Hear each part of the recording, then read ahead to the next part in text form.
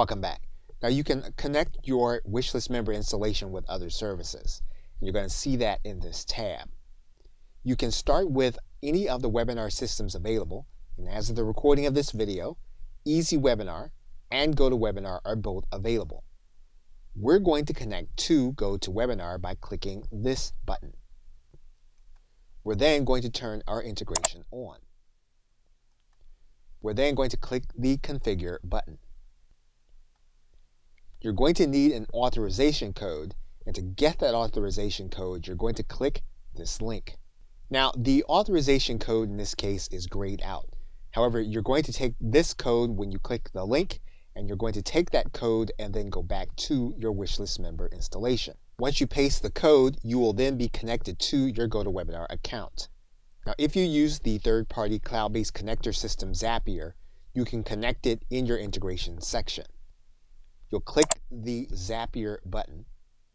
You'll then turn on your Zapier integration.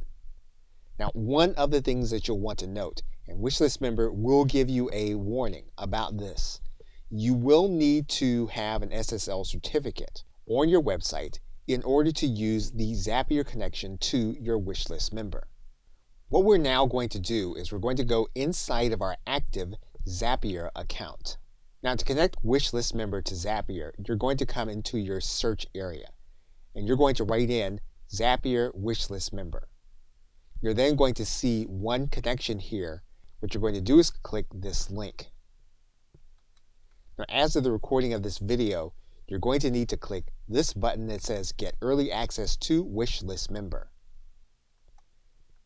Now, you should already be logged into your account, and you're going to see here that it says you have been invited to use Wishlist Member on Zapier. You're then going to need to accept the invite and build a Zap.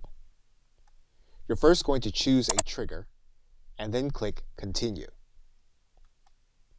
You're then going to connect your account. You're going to click Connect an Account. That's going to bring you this dialog box. You're then going to add in your Wishlist member URL. You're also going to add in your Wishlist member Zapier key.